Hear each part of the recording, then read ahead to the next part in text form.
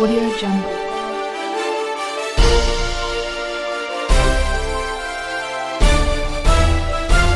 Audio Jungle. ఈరోజు కవిత madam గారి bail మంజూరు కావడం జరిగింది. దీంట్లో గిట్టని వ్యక్తులు ఇంకా కూడా కడుపు మంటనే ఉన్నారు.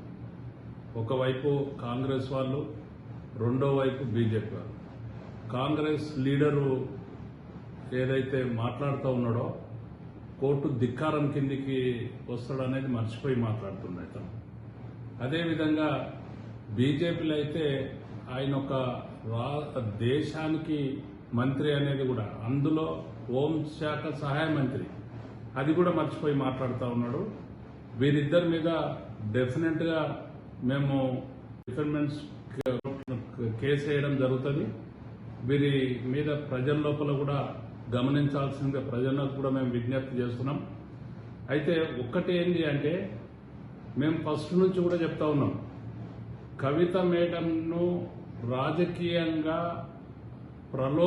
రాజకీయంగా తగ్గించడానికి, గౌరవ కేసీఆర్ గారిని లొంగదీసుకోవడానికి, టీఆర్ఎస్ పార్టీని అణిచివేయడంలో భాగంగానే ఈ యొక్క కేసు చేయడం, రాజకీయ కుట్రలో భాగం ఈ కేసు క్రియేట్ చేయడం జరిగింది.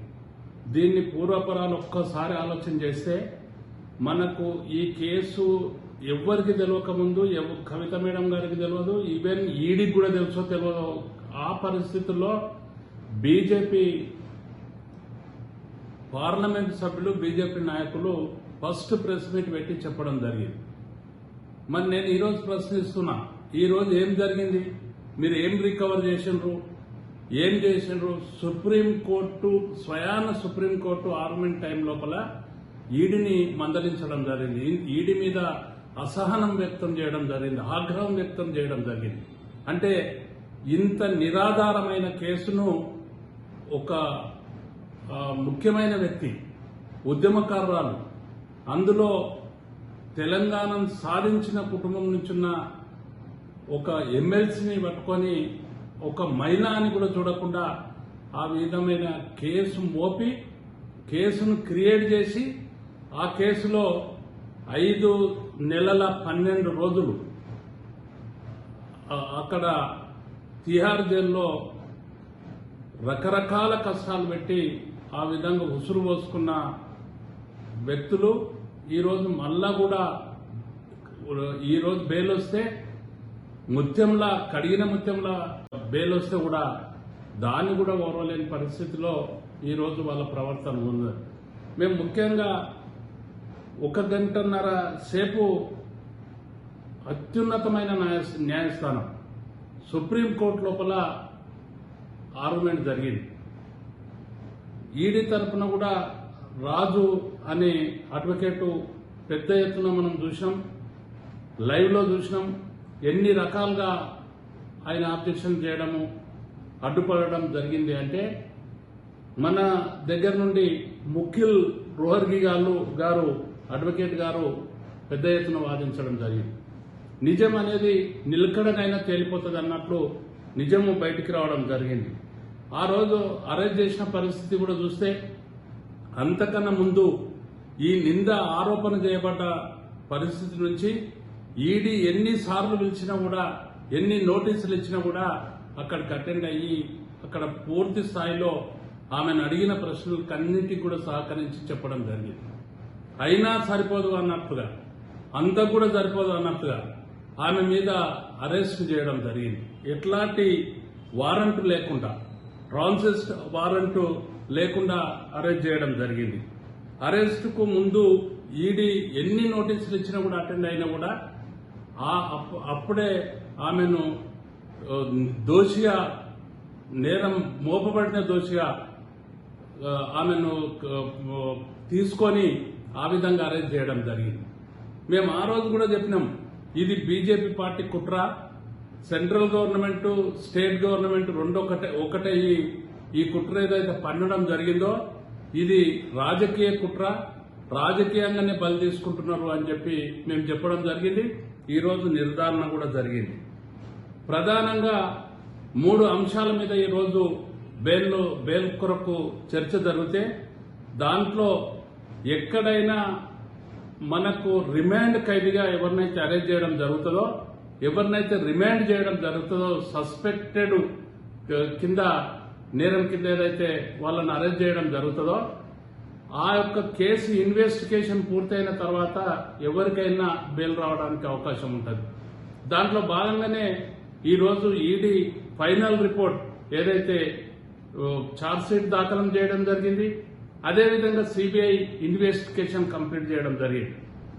మరో మహిళ కాబట్టి సెక్షన్ 45 ప్రకారము మహిళ కాబట్టి ఆమెను బెయిల్ పొందే అధికారం ఉంటుంది. కాబట్టి ఈ 3 అంశాల మీద ప్రధానంగా చర్చ జరిగి ఈరోజు ఆమెకు బెయిల్ ఇవ్వడం జరిగింది.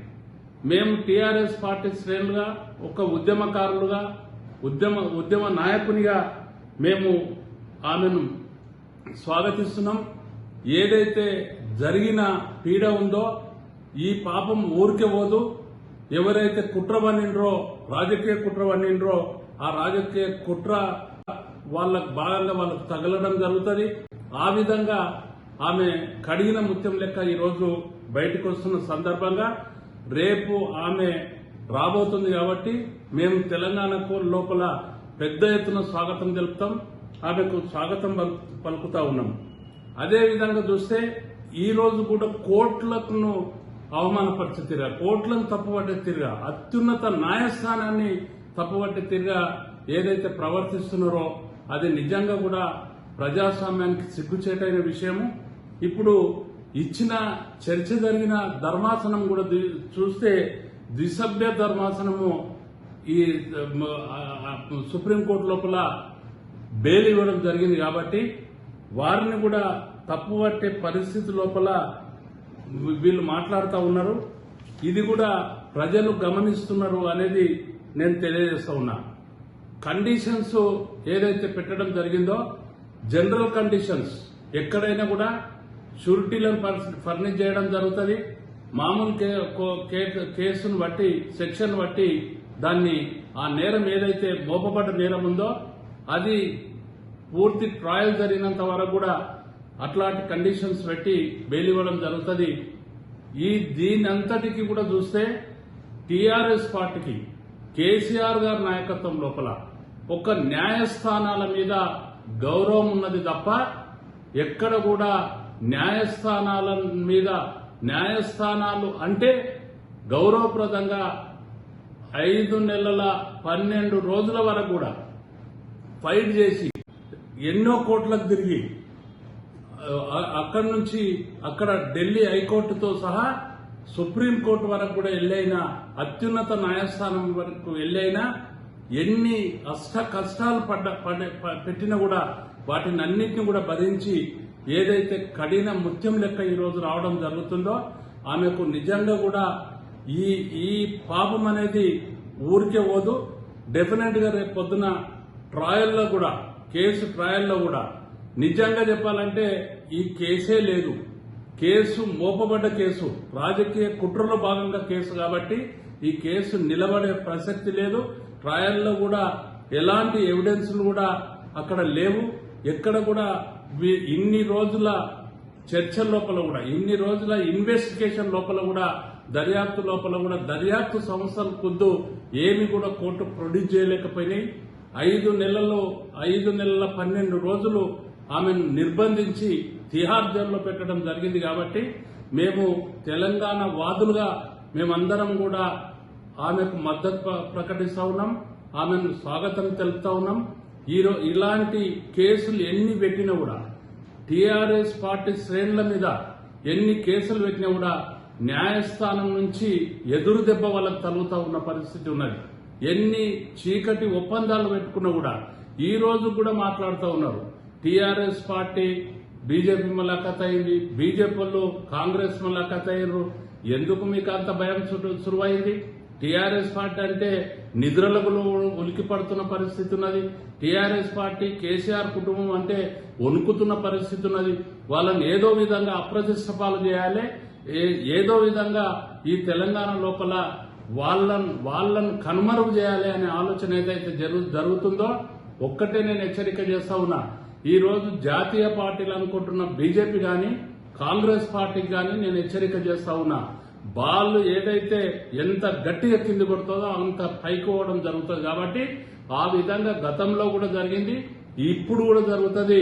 మీరు ఈ రోజు ప్రజల విశ్వాసం గిట మీరు కోరితే మీరు తుక్కుతుక్కయ్యే పరిస్థితి లోపల ఈ రోజు ఉన్నారు. కాబట్టి ఇప్పటికి కూడా బీఆర్ఎస్ శ్రేణుల మీద అక్రమ కేసులు గాని అక్రమంగా కుటుంబం మీద లేనిపోని అపోహలు సృష్టించే తీరుగా మాట్లాడితే మేము సహించేది లేదు.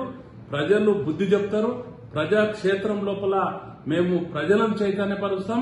అదేవిధంగా న్యాయస్థానాలను నమ్ముకున్నందుకు, న్యాయం కొరకు న్యాయస్థానం కొరకు జ్యుడిషియల్ నమ్మినందుకు ఈ రోజు లేటుగా అయినా మంచి రిజల్ట్ రావడం జరిగింది. ఇంకా మున్ముందు లోపల ట్రయల్లో కేసు నిలబడే ప్రసక్తి లేదు. కోర్టులంటే గౌరవం ఉన్న వ్యక్తులుగా గౌరవప్రదంగా ఈరోజు రావడం జరిగింది. అయినా అనేకమైన కష్టాలు ఒక మహిళ ఉండి, ఒక ఎడ్యుకేటెడ్ మహిళ ఉండి, ఒక ఉద్యమకారురాలు ఉండి, ఒక కేసీఆర్ కుటుంబం నుంచి ఉన్న మహిళ అయినా కూడా ఆమె ధైర్యంగా ఏదైతే ఫైట్ చేయడం జరిగిందో, ఫైటర్ గా ఆమె పేరు రావడం జరిగిందో నిజంగా కూడా సభ్య సమాజం కూడా గర్వించదగ్గ తెలంగాణ బిడ్డగా ఆమె మనకు రేపు రాబోతా ఉన్నది. కాబట్టి ఆమెకు స్వాగతం తెలుపుతా ఉన్నాం. ఈ కుట్రలకు ఇంతకే పులిస్ స్టాప్ పెట్టాలని చెప్పి కూడా నేను డిమాండ్ చేస్తూ సెలవు తీసుకున్నాను. జై తెలంగాణ, జై కేసీఆర్. అందరూ ఎన్ న్యూస్ను సబ్స్క్రైబ్ చేసుకోండి, విశేషంగా ఆదరించండి. ఎన్ న్యూస్ ఛానల్ మరి ప్రజల పక్షాన నిలబడి ప్రజల ఆలోచనలకు అనుగుణంగా పనిచేస్తుందని మా యాజమాన్యం అందరూ కూడా చెప్తా ఉన్నారు. I wish you all the best. Please like it, subscribe it and share it. So subscribe చేయండి, షేర్ చేయండి, లైక్ చేయండి. లైక్ చేయండి, సబ్స్క్రైబ్ చేయండి. షేర్ చేయండి, సబ్స్క్రైబ్